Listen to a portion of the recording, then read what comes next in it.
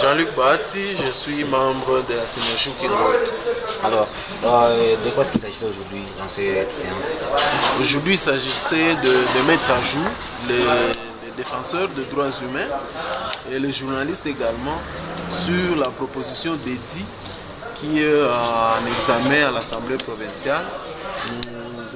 Nous avons voulu discuter avec les défenseurs des droits humains, de le mettre à jour de l'évolution de la proposition d'Eddy, mais également discuter sur le reste des étapes. Où est-ce qu'on en est actuellement? Actuellement, l'Assemblée provinciale a déjà déclaré l'Eddy recevable et la commission PAJ a déjà fait son rapport quant à ça. En proclamant l'Eddy recevable, nous attendons la plénière du 26 de ce mois, du 26 au 30 de ce mois, pour que les députés puissent voter cet Eddy. Et le fait de déclarer cet Eddy recevable, est-ce que cela donne l'assurance qu'il sera voté? Bon, pour nous, c'est une assurance parce que l'Eddy ne nous concerne pas nous seulement, mais l'Eddy concerne également les députés eux-mêmes qui vont voter cet Eddy. C'est qu'en votant cet Eddy, ils ne nous accordent pas nous seulement les défenseurs des droits humains, ils s'accordent eux aussi un instrument qui contribue à leur protection et à leur travail. Il y a un problème ici chez nous en RDC. Voter une loi, c'est une chose, mais la mettre en pratique, c'est aussi une chose en termes d'Eddy, parce que provincialement on parle d'Eddy. Alors, est-ce que vous pensez que cet Eddy sera aussi mis en application une fois voté?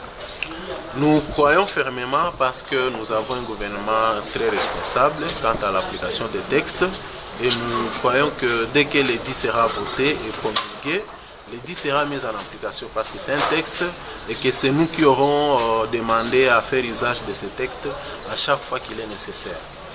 Il y a les défenseurs des droits de l'homme et avec les journalistes qui sont piétinés tous les jours. Et vous pensez qu'au-delà de cet Eddy, il n'y a pas d'autres mesures que vous pouvez mettre en application? En ce qui concerne les défenseurs qui sont piétinés jour et nuit, nous croyons que l'Eddy pourra contribuer à l'amélioration des climats de travail dans lesquels les défenseurs des droits humains travaillent en province. Et nous croyons également que les autorités fournissent un effort et nous les rappelons également à fournir un effort important pour que ces violations à la compte des défenseurs des droits humains cessent en province. Plus particulièrement en cette période, la période dans laquelle nous sommes, une période préélectorale, nous croyons que les autorités vont s'appliquer suffisamment pour réduire les violations contre les défenseurs des droits humains. Mais est-ce que c'est seulement les autorités qui violent ou alors qui violent les droits humains ou qui sont à la base pointés du doigt par les défenseurs? Est-ce qu'il n'y a pas d'autres couches de la population ou de la société qui violent aussi ce genre de droits? Non, ils ne sont pas les seuls violateurs des droits humains, mais plutôt ils sont le premier protecteur des droits des citoyens. C'est que nous les appelons régulièrement à assurer la protection des droits des citoyens. Nous ne les considérons pas comme des violateurs, mais plutôt nous considérons que cette défaillance pour eux d'assurer la protection des défenseurs des droits humains constitue pour eux une responsabilité. Madame Nelly, bonjour. Bonjour. Alors, qu'est-ce que vous demandez aux députés provinciaux par rapport à l'évolution du dossier du vote de l'Eddy provincial portant protection des DDH et des journalistes? Merci pour la parole. En fait, nous pensons que les députés ils vont encore, étant donné qu'ils vont commencer leur session d'ici là, nous sommes en train de demander qu'ils examinent l'Eddy et qu'ils parviennent à l'adopter. Parce que ça fait quand même longtemps, depuis 2016, que nous sommes en train de courir derrière les autorités pour cet Eddy.